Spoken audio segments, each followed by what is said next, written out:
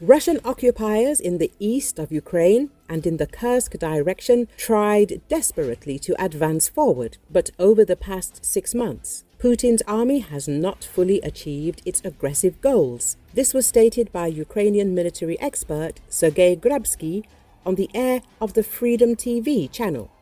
He specified that the Russians had not yet reached the borders of Donetsk and Dnepropetrovsk regions.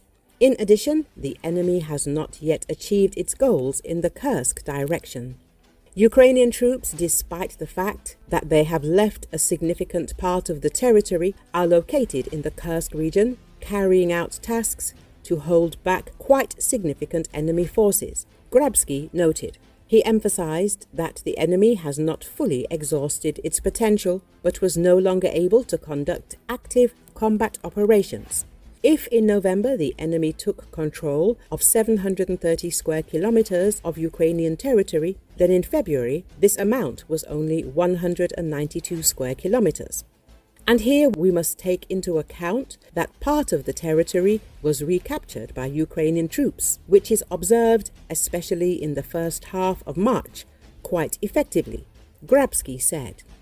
While the Russian army cannot conduct any serious offensive operations in the near future, the Ukrainian defenders are launching counterattacks that force the enemy to mark time and, in some cases, to retreat. Thus, we see a situation in which the enemy, having exhausted its resources, is forced to go on the defensive along most of the front line, the expert noted. As media wrote, the Russian army in the Pokrovsk direction reduced the use of heavy equipment. According to Tregubov, this happened in particular because in the first 2 months of 2025, the occupiers lost about 300 tanks. Thus, the Ukrainian Armed Forces destroyed more tanks than the Bundeswehr has in service. Recently, the head of military security programs at the Center for Globalistics, Strategy 21, Pavlo Lakichuk, said that thanks to the skillful actions of the Ukrainian command, the Ukrainian armed forces are seizing the initiative at the front. An improvement in the situation is recorded in particular near Pokrovsk and Toretsk. Meanwhile, the situation in the Kursk region is very grave. The Russians have brought in reserves and North Korean soldiers to attack the Ukrainian armed forces. Roman Kostenko, secretary of the Verkhovna Rada Committee on National Security, Defense and Intelligence, noted that the Kursk operation has already become a political operation for the Russian Federation. The enemy wants to push the Ukrainian armed forces out of the Kursk region with all its might. Kostenko believes that this is connected with preparations for peace talks.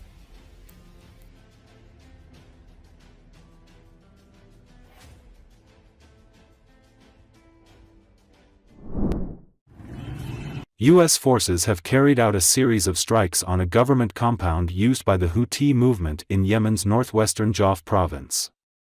This was reported by the rebels' health ministry representative Anis al-Asbahi. The American enemy launched 4 strikes on a government compound in the Al-Hazm district of Al-Jawf province, al-Asbahi wrote on his X page. He did not specify whether there were any casualties or wounded as a result of the shelling. On March 15, the United States, under orders from President Donald Trump, began launching massive strikes against Houthi targets in Yemen. According to the U.S. Central Command, the operation is aimed at protecting American interests and ensuring freedom of navigation. In response, the Ansar Allah movement twice attacked the U.S. aircraft carrier USS Harry Truman in the northern Red Sea using missiles and drones. According to the latest data from the Houthi government's Ministry of Health, 53 people have been killed and at least 98 injured as a result of U.S. strikes in Yemen. The Yemeni Houthis announced that they attacked the American aircraft carrier Harry Truman in the Red Sea twice a day. During the attack, which lasted several hours, ballistic and cruise missiles and drones were used, according to the statement of the group. The Houthis claim that the American warplanes were forced to turn back after that.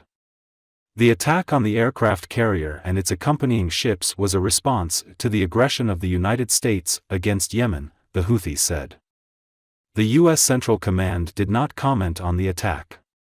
In a tweet published on the night of March 17, it reports that the operation, which was launched by the American military against the Houthis on March 15, is ongoing. A representative of the U.S. Defense Ministry told Fox News that American warships shot down more than 10 Houthi drones targeting the aircraft carrier strike group, long before they became a serious threat.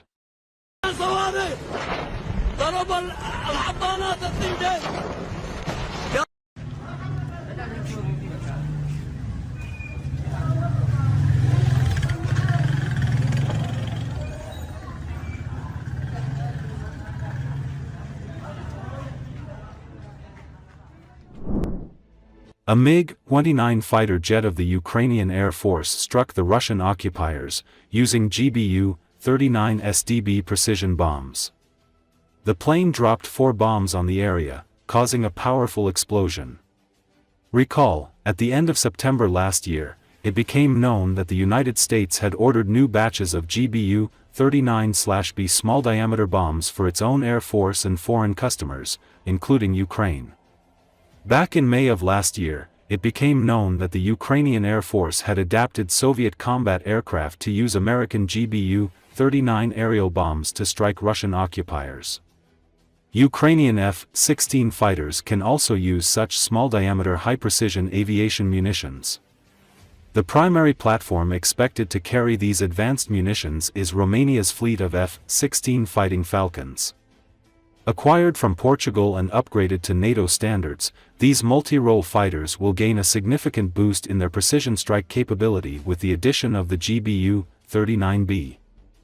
The small-diameter bomb's ability to be carried in greater numbers per sortie maximizes the F-16's effectiveness, allowing Romanian pilots to engage multiple targets with pinpoint accuracy while reducing collateral damage. The American GBU-39 precision bomb weighs 130 kilograms, has a diameter of about 190 millimeters and a length of about 1.8 m. The maximum flight range is up to 110 kilometers when dropped from a high altitude. The design of the bomb has wings that unfold in flight, which allows you to significantly increase the range of hitting targets. According to the Washington Post, these bombs have proven to be resistant to interference created by Russian electronic warfare systems. Also, their small size makes it difficult to detect and intercept these bombs by Russian air defense systems.